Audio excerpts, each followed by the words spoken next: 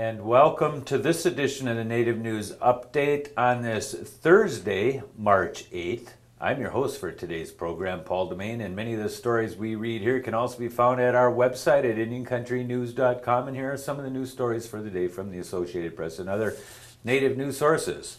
Several opponents of the proposed Keystone XL Pipeline were arrested for disorderly conduct earlier this week, standing and blocking two large trucks for 6 hours on South Dakota's Pine Ridge Indian Reservation. But officials for the Canadian company that wants to build the pipeline said March 7th the vehicles did not belong to their crew, and the Rapid City Journal reports that the trucks were hauling water tanks. Protester Deborah Whiteplume told the Associated Press that a group of about 75 people stopped the Canadian-bound trucks March 5th in Wambly after local residents complained the trucks were forcing drivers off the road to get through. Whiteplume said when protesters asked the drivers why they were going through the reservation, the truckers said they were headed to a Canadian oil field with empty containers for drinking water. Tribal police eventually arrested the 57-year-old Whiteplume, her husband Alex, and three other people for disorderly conduct. The five were released about 3 hours later. Trans-Canadian spokesman Sean Howard said the trucks did not belong to the company and pipeline construction has not started.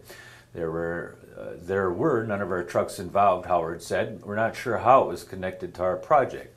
Attempts to jumpstart the XL Pipeline permitting project in the United States failed today, as promoted by the Republicans. The Senate narrowly rejected a measure that would have bypassed the Obama administration's current objections to the Keystone XL Pipeline project in the United States and allow construction to move forward. American Indian leaders say they want support from two more Republican senators for the Violence Against Women Act, and they are making a big push this week to muster support for the bill, which includes measures to specifically help American Indian and Alaskan Native victims. As of March 6th, the legislation has 58 supporters in the Senate, including its sponsor, Senator Patrick Leahy, a Democrat from Vermont. Although that means a majority of senators supported the act, it lacks the 60 votes needed to end a filibuster should one be launched if the bill reaches the Senate floor.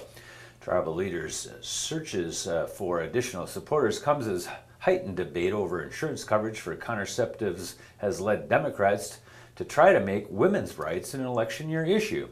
It was unknown whether that debate would provide momentum for the legislation, considered by many to be a landmark law in protecting women.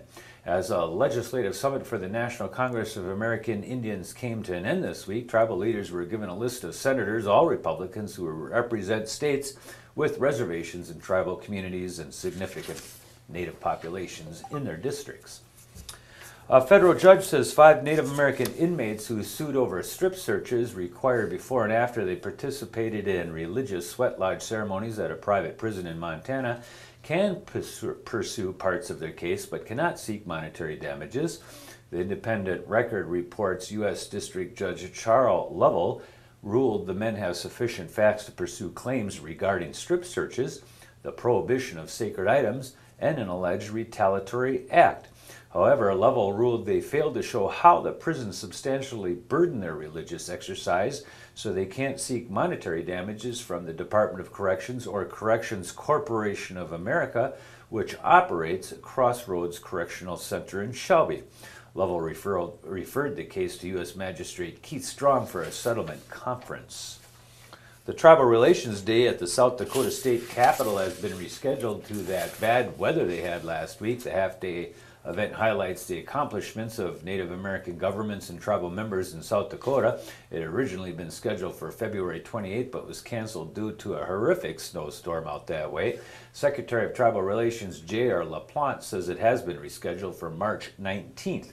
The program also aims to foster dialogue between state and tribal leaders. A tribal listening session will kick off the event at the Matthew Training Center in the Foss Building at 8:30 a.m., followed by a ceremony in the Capitol Rotunda at noon.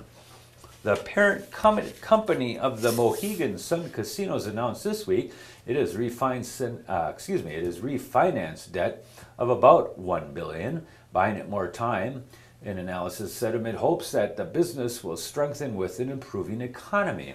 The Mohegan Tribal Gaming Authority, which owns casinos in Uncasville, Connecticut and Wilkesboro, Pennsylvania said it has negotiated with lenders the exchange for several notes, or of several notes, extending the due date for repayment to 2016 and 2018. The earlier notes were due next year. Bruce Two Dogs Bosom, chairman of the authority's management board in the Mohegan Tribal Council, said the deal is expected to win approval from the investors. In addition to renegotiating debt of $961.8 million, the Tribal Gaming Authority also said it established a $225 million in credit lines. 8 people connected to a Laguna Pueblo Indian-owned construction company were indicted by a federal grand jury in an elaborate kickback and money laundering scheme involving Iraqi construction projects, according to attorney Kenneth J. Gonzalez. The 90-count indictment filed this week said former officers of the Laguna Construction Company and 4 foreign nationals face charges including conspiracy, wire fraud, and money laundering after a 4-year international investigation involving U.S. defense contracts for wartime rebuilding projects in Iraq.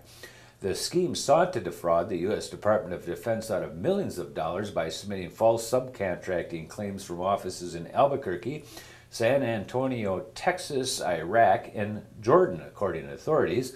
The indictment charges former company president Neil Casper, 62, former vice president Bradley Christensen, 46, and manager Tiffany White, 45, also of Sabolo, with conspiracy to defraud the U.S. government of more than $5 million through wire fraud.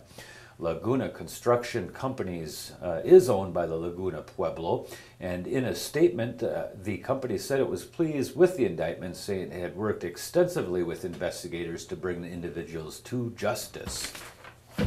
And that's another roundup of news from Indian Country. On this edition of the Native News Update, we want to say miigwech and waiwanan for joining with us, and come back again soon.